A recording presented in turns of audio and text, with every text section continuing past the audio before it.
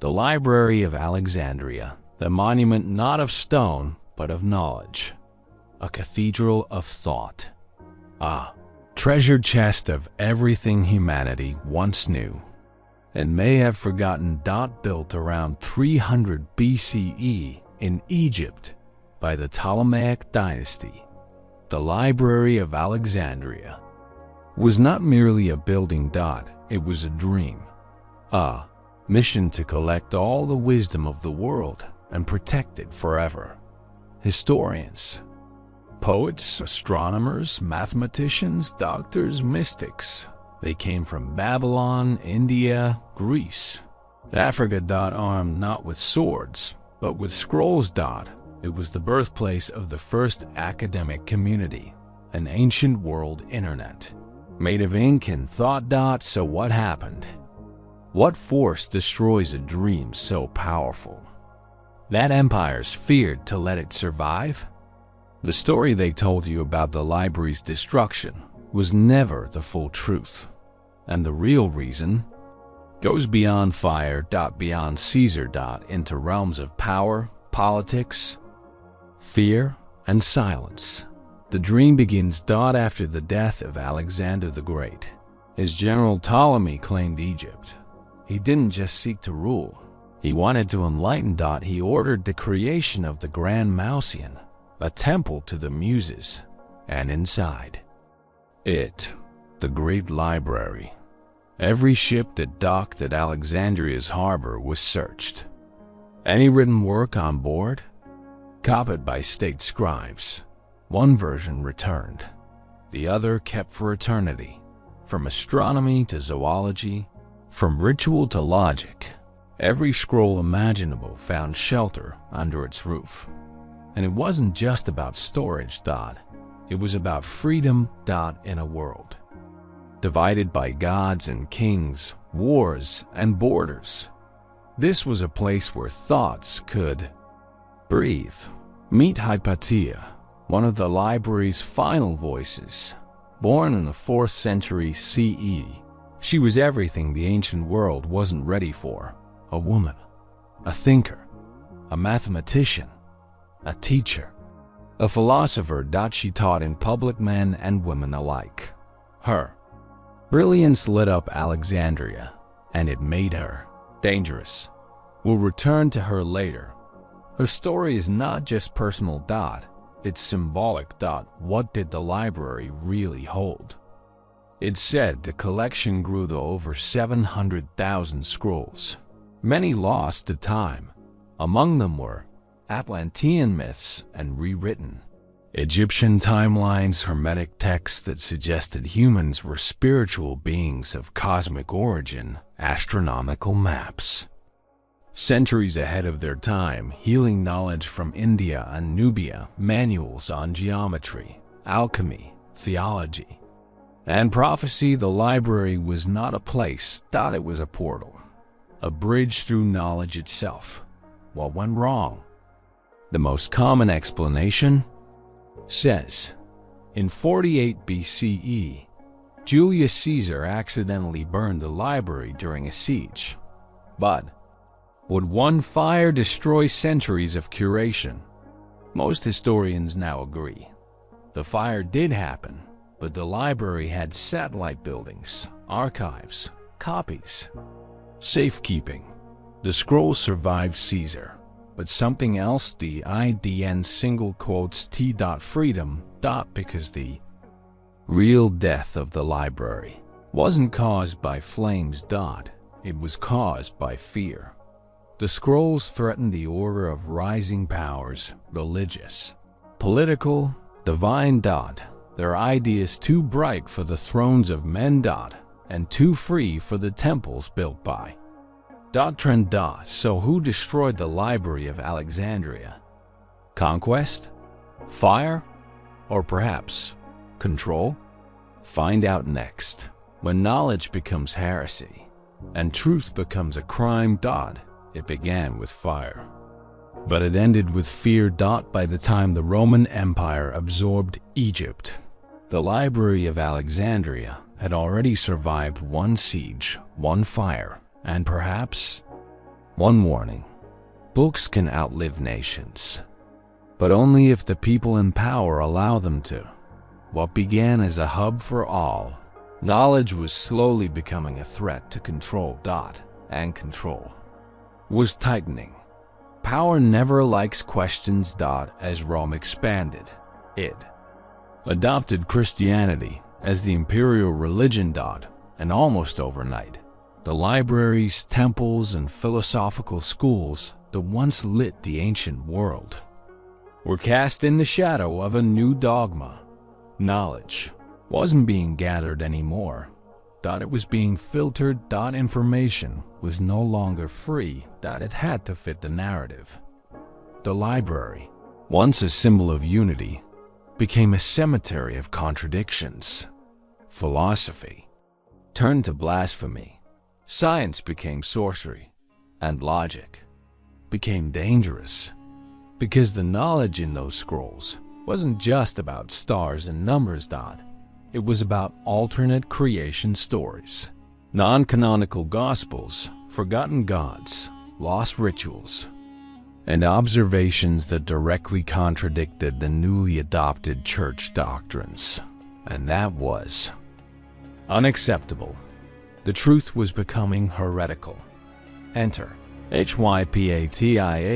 In the midst of this tension lived a woman who refused to bow to politics, to religion, to fear.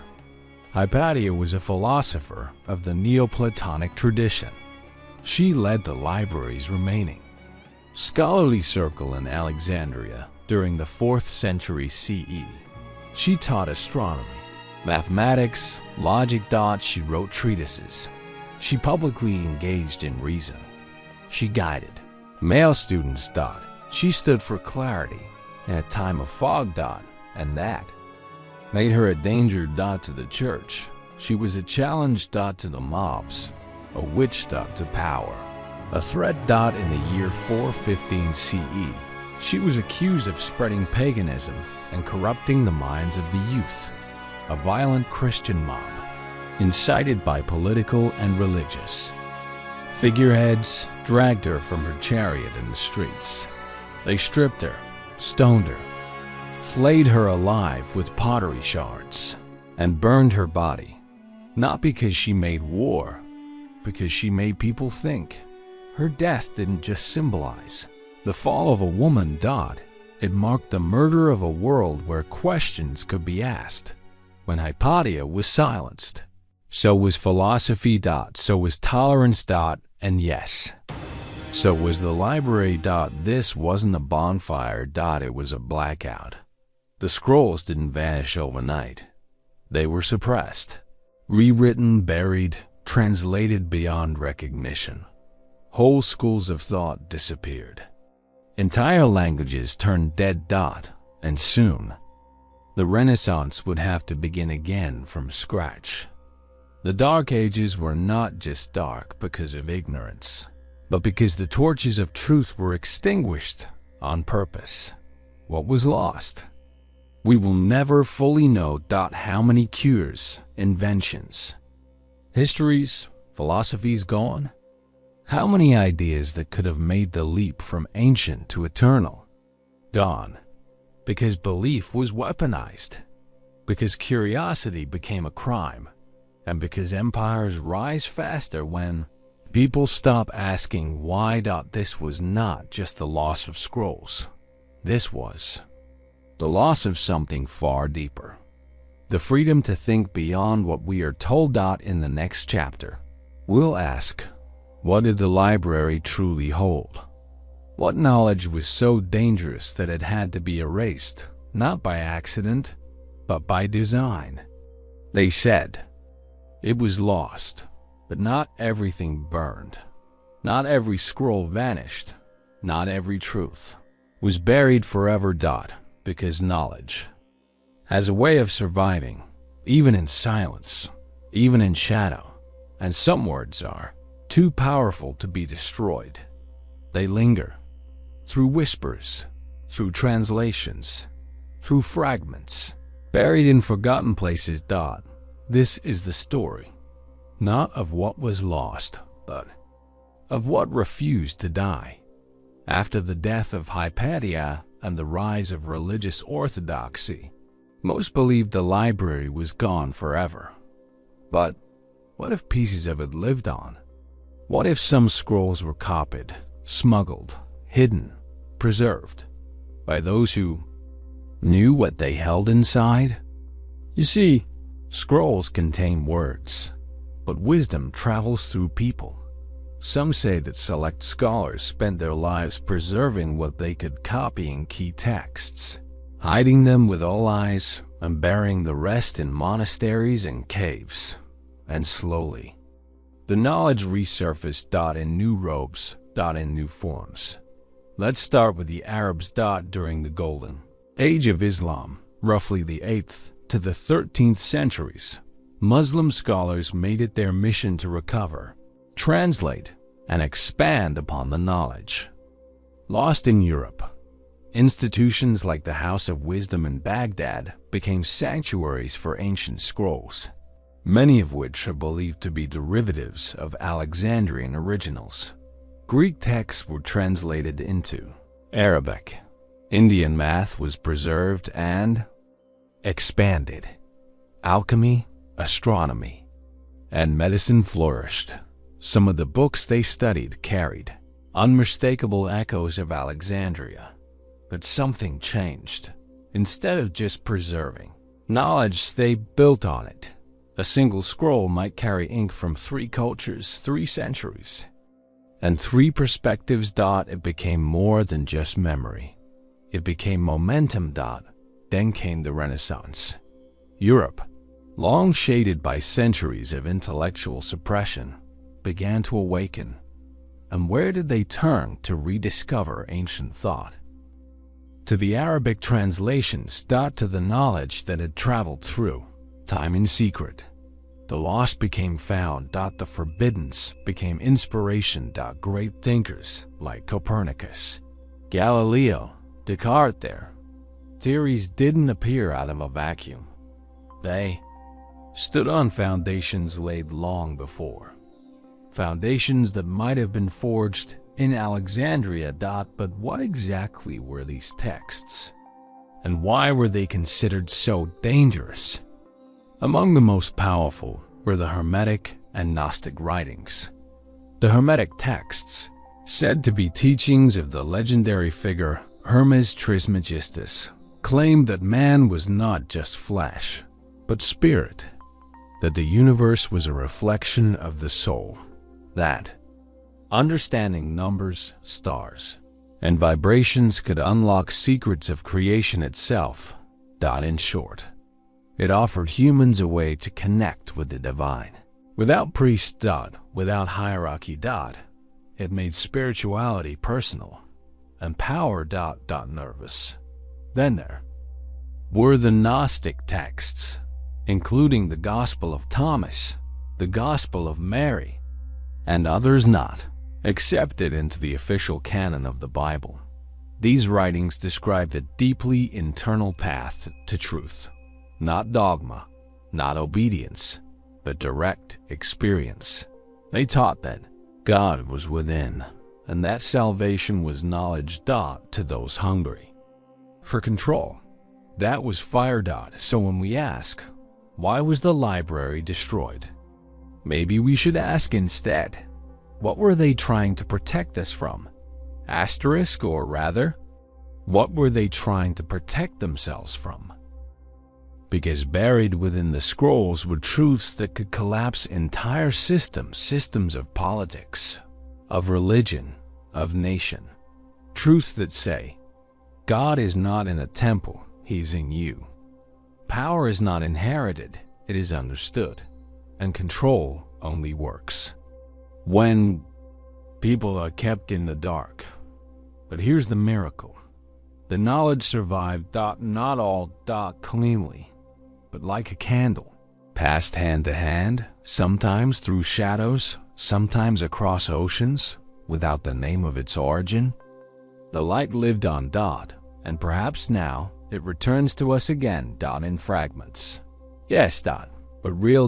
In ancient tablets and rewritten myths in the questions. We are once again daring to ask perhaps history didn't end the story. Perhaps it just pressed pause. And now we are pressing play. Because when the dust clears and the smoke settles and the ruins stop burning, what do we find? The words always the words. Some things cannot be killed not by blade, not by fire, not even by forgetting. They didn't just burn books, they buried them. They hid them inside temples disguised as churches, inside vaults no public has seen, inside archives.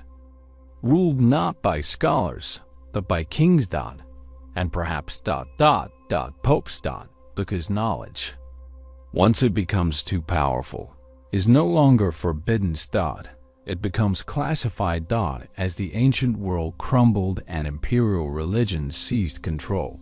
The surviving fragments of the library, its scrolls, scripts, and secrets didn't all vanish. They were taken collected cataloged and locked away. Not destroyed but removed from history's main stage. Made invisible, but not gone so where did they go? And more importantly, who is them now? Let's begin with the most obvious suspect. The Vatican. Across 53 miles of shelves lies the Vatican.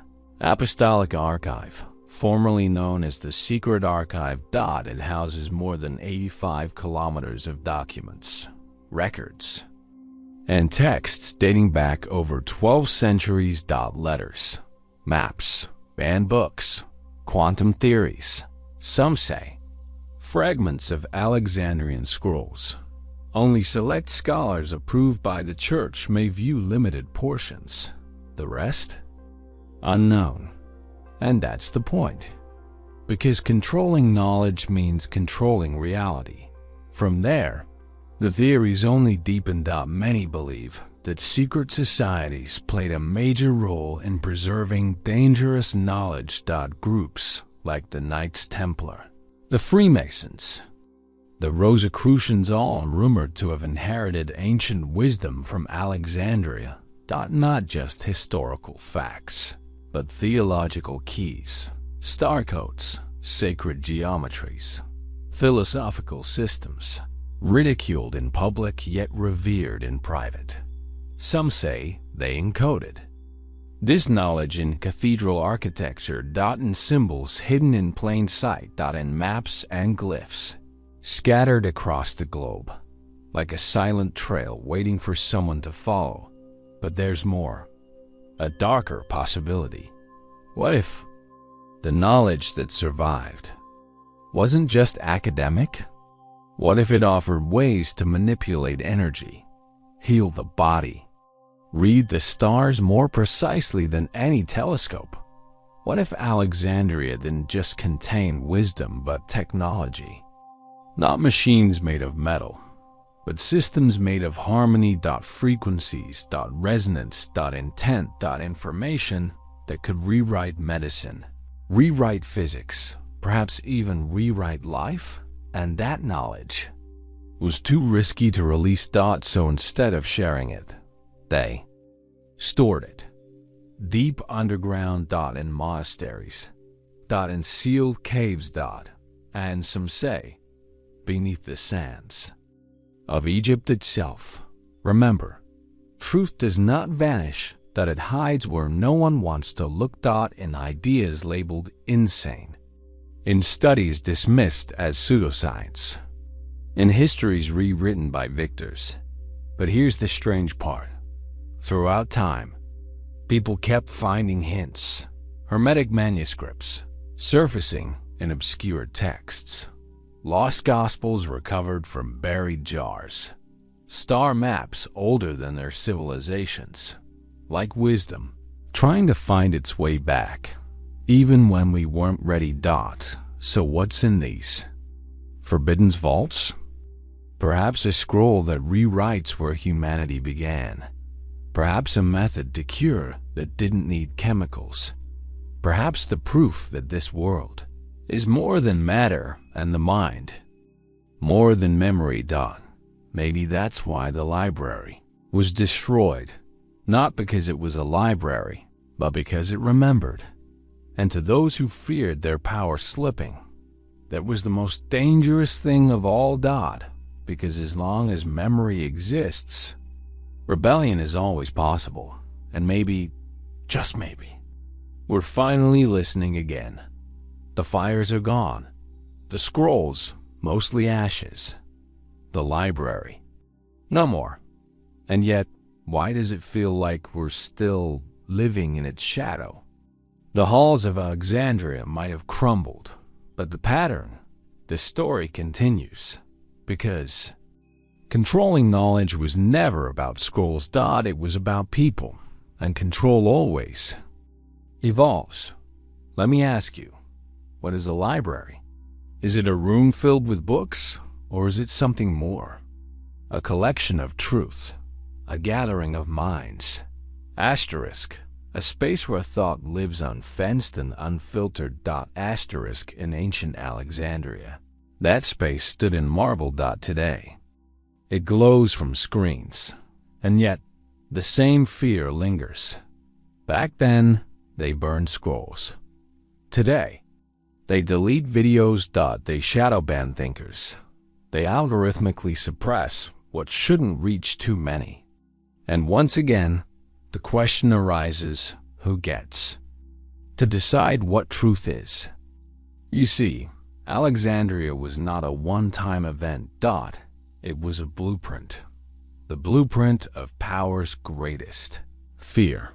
People who know too much, because an empire doesn't fall when it is defeated. It falls when its story collapses, when new ideas outshine old lies. When questions replace obedience. And that is what the library represented. Even today, your curiosity is a threat. Your mind that still asks, why? That's the fire they cannot control. They say we're in the age of information, but maybe it's really the age of disinformation. Truth lives, but buried under likes, trolls, trends, and filters.